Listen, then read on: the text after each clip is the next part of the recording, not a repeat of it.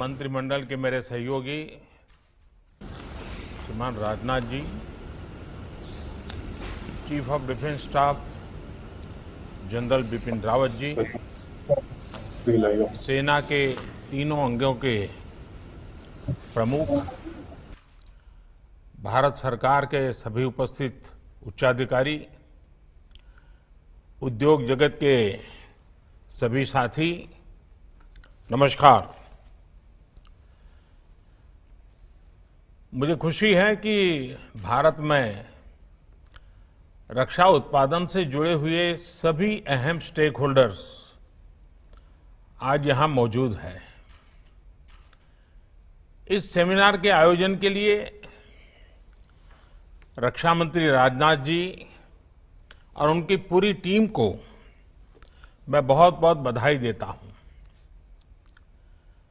आज यहां हो रहे इस मंथन से जो परिणाम मिलेंगे, उनसे रक्षा उत्पादन के क्षेत्र में आत्मनिर्भरता के हमारे प्रयासों को अवश्य बल मिलेगा, गति मिलेगी। और आप सब ने जो सुझाव दिए हैं, आज आपने एक सामूहिक मंथन किया है, वो अपने आप में आने वाले दिनों के लिए बहुत उपकारक होगा। मुझे इस बात की भी खुशी है कि रक्षा मंत्री श्रीमान राजनाथ जी इस काम के लिए मिशन मोड में पूरी तरह से जुटे हुए हैं। मुझे विश्वास है कि उनके इन अथक प्रयासों के कारण बहुत ही अच्छे परिणाम मिलना निश्चित है। साथियों, यह किसी से छुपा नहीं है कि भारत कई सालों से दुनिया के सबसे बड़े डिफेंस इंपोर्टर्स में एक प्रमुख देश रहा है। जब भारत आजाद हुआ था, उस समय रक्षा उत्पादन के लिए भारत में बहुत सामर्थ्य था। उस समय भारत में 100 साल से अधिक समय से स्थापित रक्षा उत्पादन का इकोसिस्टम था और भारत जैसा सामर्थ्य और पोटेंशियल बहुत कम देशों के पास था। लेकिन भारत का दुर्भाग्य रहा कि दशकों तक इस विषय पर उतना ध्यान नहीं दिया गया जितना देना चाहिए था। एक प्रकार से ये रूटीन एक्सरसाइज बन गया, कोई गंभीर प्रयास नहीं किए गए और हमारे बाद में शुरुआत करने वाले अनेक देश भी पिछले 50 साल में हमसे बहुत आगे निकल गए। लेकिन अब स्थिति बदल रही है। पिछले कुछ वर्षों में आपने अनुभव किया होगा कि हमारा प्रयास इस सेक्टर से जुड़ी सभी बेड़ियां तोड़ने का एक निरंतर प्रयास है। हमारा उद्देश्य है कि भारतीय में मैन्युफैक्चरिंग बढ़े, नई टेक्नोलॉजीज का भारत में ही विकास हो और प्राइवेट सेक्टर का इस विशेष क्षेत्र में अधिकतम विस्तार हो। और इसके लिए लाइसेंसिंग प्रक्रिया में सुधार, लेवल प्लेइंग फील्ड की तैयारी, एक्सपोर्ट की प्रक्रिया का सरलीकरण, ऑफसेट के प्रावधानों में सुधार, ऐसे अनेक कदम उठाए गए हैं। साथियों, मेरा मानना है कि इन कदमों से भी अधिक महत्वपूर्ण है रक्षा क्षेत्र में देश में एक नई मानसिकता हम सब अनुभव कर रहे हैं। एक नई मानसिकता का जन्म हुआ है। आधुनिक और आत्मनिर्भर भारत के निर्माण के लिए रक्षा क्षेत्र में आत्मविश्वास की भावना अनिवार्य है। बहुत लंबे समय से देश में चीफ ऑफ डिफेंस स्टाफ की नियुक्ति पर विचार किया जा रहा था, लेकिन निर्णय नहीं हो पा रहा था। यह निर्णय नए भारत के आत्मविश्वास का प्रतीक है। बहुत लंबे समय तक रक्षा उत्पादन में विदेशी निवेश की अनुमति नहीं थी। श्रद्धेय अटल जी की सरकार के समय यह नई पहल की शुरुआत हुई थी। हमारी सरकार आने के बाद इसमें और सुधार किए गए और अब पहली बार इस सेक्टर में 74% तक एफडीआई ऑटोमेटिक रूट से आने का रास्ता खोला जा रहा है। यह नए भारत के आत्मविश्वास का परिणाम है। दशकों से ऑर्डिनेंस कारखानों के सरकारी विभागों की तरह ही चलाया जा रहा था। एक सीमित विजन के कारण देश का नुकसान तो हुआ ही, वहां जो काम करने वाले लोग थे, जिनके पास टैलेंट थी, कमिटमेंट था, मेहनती थे, ये हमारा बहुत ही अनुभव से संपन्न हमारा जो मेहनत करने वाला श्रमिक वर्ग वहां जो है, उनका तो बहुत नुकसान हुआ।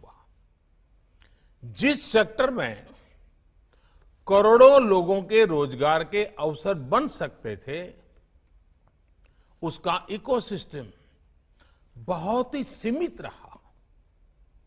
अब ऑर्डिनेंस कारखानों का कॉरपोरेटाइजेशन करने की दिशा में हम आगे बढ़ रहे हैं। इस प्रक्रिया के पूरा होने पर श्रमिकों और सेना दोनों को बल मिलेगा। यह नए भारत के आत्मविश्वास का प्रमाण है। साथियों, रक्षा उत्पादन में आत्मनिर्भरता को लेकर हमारा कमिटमेंट सिर्फ बातचीत में या फिर कागजों तक ही सीमित नहीं है। इसके कार्यान्वयन के लिए एक के बाद एक ठोस कदम उठाए गए हैं। सीडीएस के गठन के बाद सेना के तीनों अंगों में प्रोक्योरमेंट पर समन्वय बहुत बेहतर हुआ है। इससे डिफेंस इक्विपमेंट्स की खरीद को स्केल अप करने में मदद मिल रही है। आने वाले दिनों में डोमेस्टिक इंडस्ट्री के लिए ऑर्डर्स का साइज भी बढ़ने वाला है। यह सुनिश्चित करने के लिए रक्षा मंत्रालय के कैपिटल बजट का एक हिस्सा अब भारत में बने उपकरणों के लिए अलग से रख दिया गया है। हाल में आपने देखा होगा कि 101 डिफेंस आइटम्स को पूरी तरह से घरेलू खरीद के लिए सुरक्षित कर दिया गया है। आने वाले दिनों में इस लिस्ट को और व्यापक बनाया जाएगा। इसमें और आइटम जुड़ते रहेंगे। इस लिस्ट का उद्देश्य आयात को रोकना मात्र नहीं है, बल्कि भारत में उद्योगों को प्रोत्साहित करने के लिए यह कदम उठाया गया है। इससे आप सभी साथियों को, चाहे वो प्राइवेट सेक्टर हो, पब्लिक सेक्टर हो, एमएसएमई हो, स्टार्टअप हो, सभी के लिए सरकार की भावना और भविष्य की संभावना अब आपके सामने ब्लैक एंड व्हाइट में क्लियर है। इसके साथ हम प्रोक्योरमेंट प्रक्रिया को स्पीड अप करने के लिए, टेस्टिंग की व्यवस्था को स्ट्रीमलाइन करने के लिए और क्वालिटेटिव रिक्वायरमेंट्स को रेशनलाइज करने के लिए भी लगातार काम कर रहे हैं और मुझे खुशी है कि इन सभी प्रयासों को सेना के तीनों अंगों का बहुत ही कोऑर्डिनेटेड रूप में बहुत ही सहयोग है, एक प्रकार से प्रोएक्टिव भूमिका है। साथियों, आधुनिक उपकरणों में आत्मनिर्भरता के लिए टेक्नोलॉजी अपग्रेडेशन जरूरी है।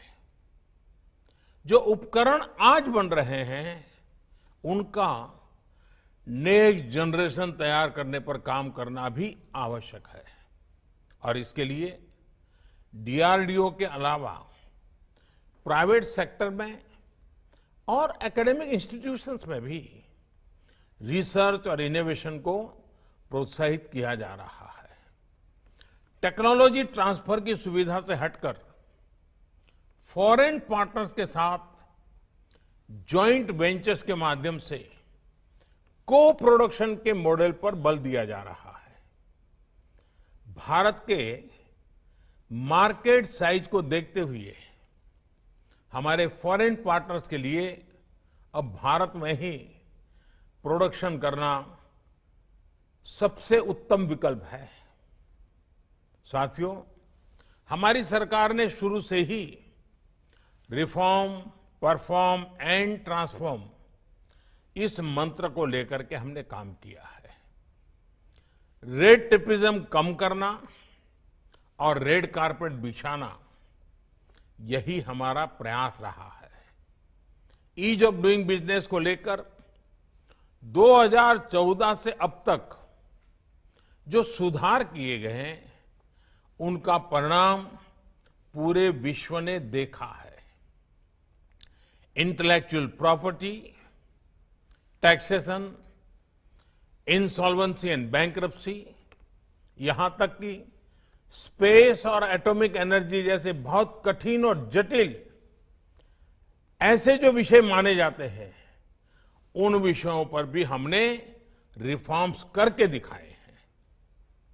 और आप तो अब भली भांति जानते हैं, पिछले दिनों लेबर लॉज में रिफॉर्म्स का सिलसिला भी लगातार जो शुरू हुआ है चल रहा है।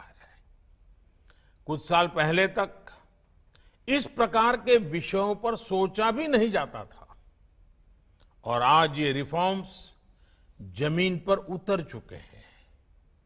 रिफॉर्म्स का यह सिलसिला थमने वाला नहीं है, हम आगे बढ़ते ही जाने वाले हैं और इसलिए न थमना भी है और न थकना भी है। न मुझे थकना है न आपको थकना है, हमें आगे भी आगे बढ़ते रहना है और हमारी तरफ से मैं आपको बताता हूं, यह हमारा कमिटमेंट है। साथियों, जहां तक इंफ्रास्ट्रक्चर की बात है, जो डिफेंस कॉरिडोर पर तेजी से काम चल रहा है, उत्तर प्रदेश और तमिलनाडु सरकारों के साथ मिलकर state of the art infrastructure तैयार किया जा रहा है। इसके लिए आने वाले 5 सालों में 20,000 करोड़ रुपए के निवेश का लक्ष्य रखा गया है। एमएसएमई और स्टार्टअप से जुड़े एंटरप्राइज लीडर्स को प्रोत्साहित करने के लिए आईडेक्स की जो पहल की गई थी उसके भी अच्छे परिणाम मिल रहे हैं। इस प्लेटफॉर्म के माध्यम से 50 से अधिक स्टार्टअप्स ने सैन्य उपयोग के लिए टेक्नोलॉजी और प्रोडक्ट्स को विकसित किया है। साथियों, मैं एक और बात आपके सामने खुले मन से रखना चाहता हूं। आत्मनिर्भर भारत का हमारा संकल्प इनवर्ड लुकिंग नहीं है। ग्लोबल इकोनॉमी को ज्यादा रेजिलिएंट, ज्यादा स्टेबल बनाने के लिए, विश्व में शांति के लिए एक सक्षम भारत का निर्माण ही इसका लक्ष्य है। ये भावना डिफेंस मैन्युफैक्चरिंग में आत्मनिर्भरता के लिए भी है। भारत में अपने कई मित्र देशों के लिए रक्षा उपकरण का एक भरोसेमंद सप्लायर बनने की क्षमता है। इससे भारत की स्ट्रेटेजिक पार्टनरशिप को और बल मिलेगा और हिंद महासागर क्षेत्र में भारत की नेट सिक्योरिटी प्रोवाइडर की भूमिका और सुदृढ़ होगी। साथियों, सरकार के प्रयास और प्रतिबद्धता आप सभी के सामने है। अब आत्मनिर्भर भारत के संकल्प को हमें मिलकर के इसे सिद्ध करना है।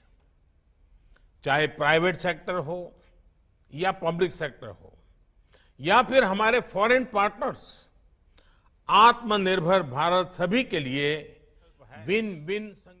इसके लिए आपको एक बेहतर इकोसिस्टम देने के लिए हमारी सरकार प्रतिबद्ध है। यहां आपकी तरफ से जो भी सुझाव आए हैं वे बहुत ही उपयोगी सिद्ध होने वाले हैं और मुझे बताया गया है कि defence production and export promotion policy का ड्राफ्ट सभी स्टेक होल्डर्स के साथ साझा किया गया है। आपके फीडबैक से इस पॉलिसी को जल्द से जल्द लागू करने में मदद मिलेगी। यह भी जरूरी है कि आज का ये सेमिनार एक वन टाइम इवेंट न रहे, बल्कि आगे भी ऐसे आयोजन होते रहें। इंडस्ट्री और सरकार के बीच लगातार विचार विमर्श और फीडबैक की स्वाभाविक कल्चर बननी चाहिए। मुझे विश्वास है कि ऐसे सामूहिक प्रयासों से हमारे संकल्प सिद्ध होंगे। मैं फिर एक बार आप सबने समय निकाला, आत्मनिर्भर भारत बनाने के लिए आत्मविश्वास के साथ आप जुटे। मुझे विश्वास है कि आज जो संकल्प हम सब ले रहे हैं, इसको पूर्ण करने में हम सब अपनी अपनी जिम्मेवारी बहुत खूब अच्छे ढंग से निभाएंगे। मैं फिर एक बार आप सभी को बहुत बहुत शुभकामनाएं देता हूं। बहुत बहुत धन्यवाद।